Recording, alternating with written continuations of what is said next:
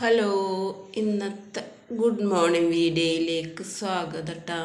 എല്ലാവർക്കും good morning. പിന്നെ നടക്കാനൊന്നും പോരില്ല, അതുകൊണ്ടാണ് വീട്ടിലിരുന്നിട്ടുള്ള വീഡിയോ ഇടുന്നത് ട്ടോ.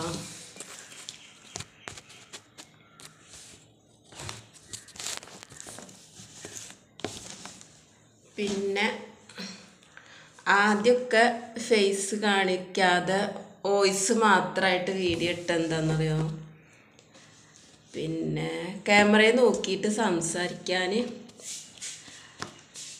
അറിയില്ലായിരുന്നു. പിന്നെ വോയിസ് കുറവായിരുന്നു, വോയിസ് ഇങ്ങനെ ശബ്ദം പുറത്തോട്ട് വരില്ലായിരുന്നു.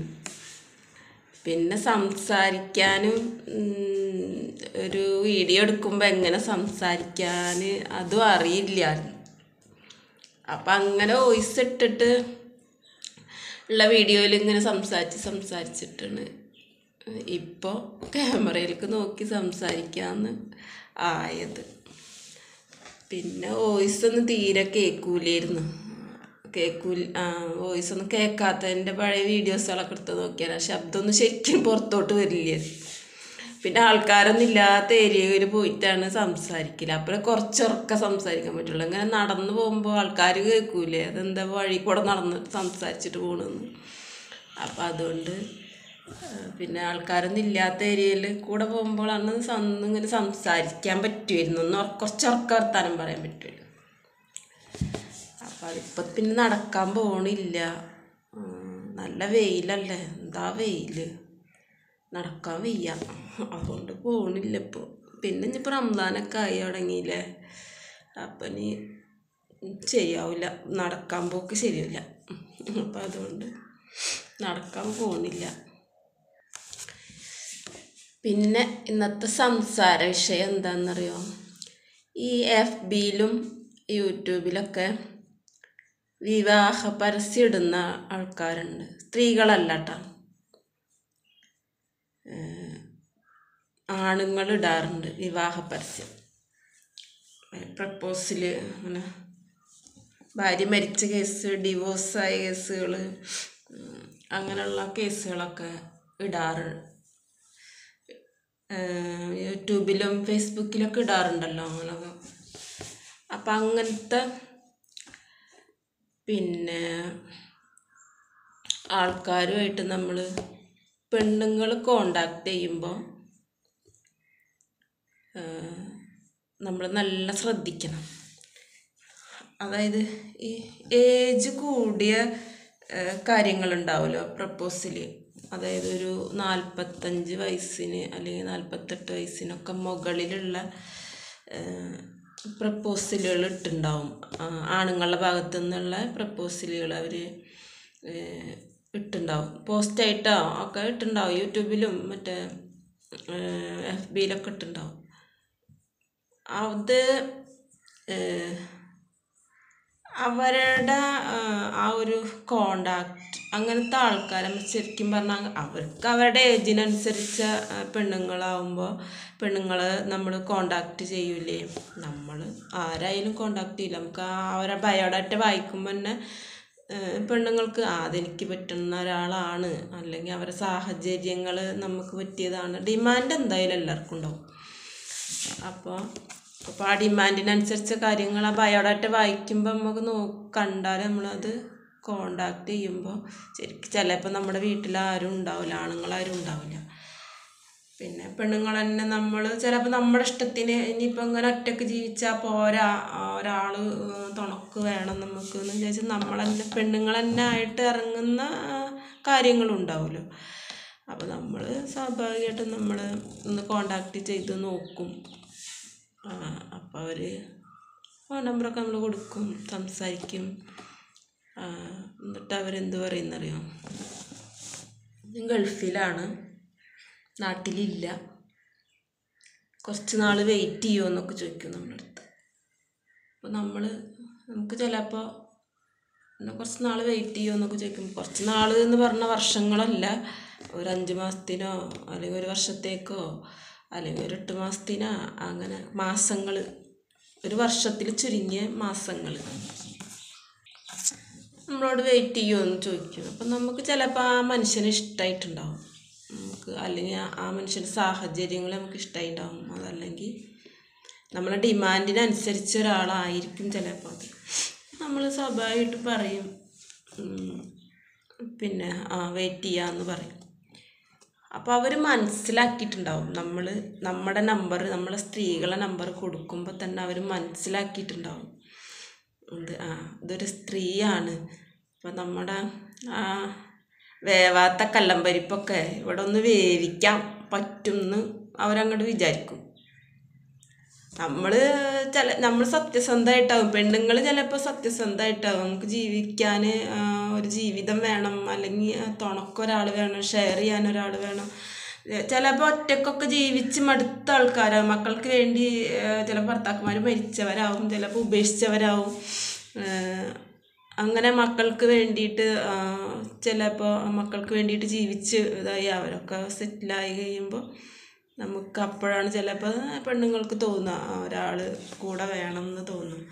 അതല്ലെങ്കിൽ എന്തെങ്കിലും ഇനിയിപ്പോൾ അതൊരു കൂടെ ഒരാൾ വേണച്ചിട്ടാവില്ല, ചിലപ്പോൾ വേറെ എന്തെങ്കിലും സാഹചര്യങ്ങൾ കൊണ്ടാവും ചിലപ്പോൾ ഒരു വിവാഹമൊക്കെ ആകാമെന്ന് തോന്നുമ്പോൾ. അപ്പോൾ ഇതേപോലുള്ള ഓരോ മാട്രിമോണിയിലൊക്കെ പരസ്യം വരുന്നതൊക്കെ നമ്മളത് ബയോഡേറ്റ വായിച്ച് നോക്കിയിട്ട് നമുക്ക് ആ സ്ഥലം, അവരുടെ വീട് എവിടെയാണെന്നുള്ളത്, അതിൽ ആ ജില്ല, അതൊക്കെ നമ്മൾ നോക്കിയിട്ടാണ് നമ്മൾ ഇഷ്ടപ്പെട്ടിട്ടാവും, തരക്കേടില്ലാന്ന് തോന്നിയിട്ടാവും നമ്മൾ ചിലപ്പോൾ നമ്പർ കൊടുക്കുന്നുണ്ടാവില്ല. പക്ഷെ അവരങ്ങനെയല്ല വിചാരിക്കുന്നത്. അവർക്കൊരു കുറച്ച് കാലത്തേക്ക് ചിലപ്പോൾ ഒരു നേരം പോക്ക്, വല്ലപ്പോൾ ചിലപ്പോൾ ഭാര്യ ഇല്ലാത്ത ആളാവും, ഭാര്യ ഡിവോഴ്സായിട്ട് നിൽക്കുന്ന ആൾക്കാരോ അല്ലെങ്കിൽ മരിച്ച ആൾക്കാരോ. അപ്പോൾ കുറച്ച് നേരത്തേക്ക് കുറച്ച് കാലത്തേക്കൊരു നേരം പോക്കായിട്ടാവും ചിലപ്പോൾ അവർ കാണുന്നുണ്ടാവുക. നമുക്കതറിയില്ല. നമുക്കിപ്പോൾ എന്താ പറയുക, നമുക്ക് നല്ല സ്ത്രീകൾക്ക് ചിലപ്പോൾ അത് അറിയണ്ടാവില്ല. നമ്മൾ സത്യസന്ധമായിട്ടാവും. അവർ പക്ഷേ വേവാത്ത കല്ലമ്പരിപ്പും കൊണ്ട് വന്നേക്കാവും, നമുക്കതറിയില്ല. അപ്പോൾ അതുകൊണ്ട് എല്ലാവരും എന്താ പറയുക, ഇഷ്ടം പോലെ പരസ്യങ്ങൾ വരുന്നുണ്ട്, ബയോഡാറ്റ വരുന്നുണ്ട്. പ്രത്യേകിച്ച് മുസ്ലിങ്ങളുടെ ഇടയിൽ നിന്നാണ് തോന്നുന്നു ഇത്രയധികം. അതായത് 30-40 ഇടയിൽ പ്രായമുള്ള ഒരുപാട് ആൺകുട്ടികളുടെ പ്രപ്പോസലുകൾ വരുന്ന കാണാറുണ്ട്. അങ്ങനെ എപ്പോൾ എടുത്ത് നോക്കുമ്പോൾ അങ്ങനെ മാട്രിമോണിയിൽ അങ്ങനെ കാണുന്നുണ്ട്, ഇഷ്ടം പോലെ കാണുന്നുണ്ട്. അങ്ങനത്തെ കേസുകളുണ്ടാവും.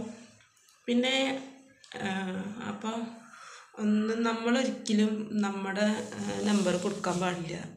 ഒന്നുമില്ല, നമുക്കിപ്പോൾ ഒരാൺകുട്ടികളില്ല, അല്ലെങ്കിൽ നമുക്കൊരാങ്ങളന്മാരില്ല, നമുക്ക് റിലേറ്റീവ്സിൽ ഇപ്പോൾ ആരും നമ്മളൊരു നമ്പർ കൊടുക്കാനില്ല, ആണുങ്ങളെ നമ്പർ കൊടുക്കാനില്ല എന്നുണ്ടെങ്കിൽ നമ്മുടെ അയൽവാസികളായ ആരെങ്കിലുമൊക്കെ നമ്മൾക്ക് സപ്പോർട്ടുള്ള നല്ല സ്നേഹത്തിലൊക്കെ ഇരിക്കുന്ന അയൽവാസികൾ ആരെങ്കിലും ഉണ്ടെങ്കിലും, നമ്മുടെ കൂട്ടുകാരികളുടെ ഭർത്താക്കന്മാർ, അങ്ങനെയുള്ള ആണുങ്ങളെ നമ്പർ കൊടുക്കണം. ദയവായിട്ട് നിങ്ങൾ അങ്ങനെ ചെയ്യണം കേട്ടോ. നമുക്കൊന്നും വിശ്വസിക്കാനും പറ്റില്ല, വിശ്വസിക്കാണ്ടിരിക്കാനും പറ്റില്ല. കാരണം നമ്മളത്രയും സ്ത്രീകൾ ചിലപ്പോൾ നല്ല സത്യസന്ധമായിട്ടാവും നമുക്ക് ഒരാളെ വേണം എന്നുള്ള രീതിയിലാവും നമ്മൾ ഓരോരുത്തരായിട്ട് കോണ്ടാക്ട് ചെയ്യുന്നുണ്ടാവുക. ബയോഡാറ്റ വായിച്ച് നോക്കിയിട്ട് ഇഷ്ടപ്പെട്ടാലാണ് നമ്മൾ കോണ്ടാക്ട് നമ്പർ നമ്മൾ കൊടുക്കുന്നതും.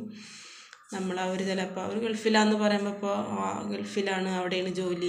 നമുക്കിപ്പോൾ ഇപ്പം ഞാനായിക്കോട്ടെ, ഇപ്പോൾ എനിക്കൊരാൾ വേണമെന്നുണ്ടെങ്കിൽ ഒരു ജോലിയുള്ള ആളാവണം എന്ന് നിർബന്ധം ഉണ്ടാവില്ലേ? ജോലി ഇല്ലാത്ത ആൾക്കാർക്ക് പോയിട്ട് ഇപ്പോൾ ഈ വയസ്സാകാലത്ത് നമ്മൾ അധ്വാനിച്ച് കൊടുത്തിട്ട് അവരെ നോക്കാൻ പറ്റില്ലല്ലോ. അപ്പോൾ അവർക്കൊരു ജോലി ഉണ്ടാവണം, ഒരു വീടുണ്ടാവണം, അതൊക്കെ ആഗ്രഹിക്കും. അങ്ങനെ തന്നെ എല്ലാവരും ആഗ്രഹിക്കുന്നുണ്ടാവും. ചിലപ്പോൾ സ്വന്തം വീട്ടിൽ നിൽക്കണം എന്ന് ആഗ്രഹമുള്ള, സ്വന്തം വീടുണ്ടാവും, അവിടെ നിൽക്കണം എന്നുള്ള ആഗ്രഹക്കാരാണ്. ചിലവരങ്ങനല്ല, സ്വന്തം വീടുണ്ടായാൽ ആ വീട്ടിൽ നിൽക്കണം എന്ന് ആഗ്രഹമില്ലാത്തവരോ, അവിടെ പോയി ഭർത്താവിൻ്റെ ഒരാളെ കിട്ടിക്കഴിഞ്ഞാൽ, കല്യാണം കഴിച്ച് കഴിഞ്ഞാൽ ആളുടെ വീട്ടിൽ പോയി താമസിക്കാൻ ആഗ്രഹക്കാരോ. അപ്പോൾ സ്വാഭാവികമായിട്ട് ആദ്യം ചോദിക്കുക, നിങ്ങൾക്ക് വീടുണ്ടോ, ജോലിയുണ്ടോ എന്നൊക്കെ തന്നെ ചോദിക്കുക.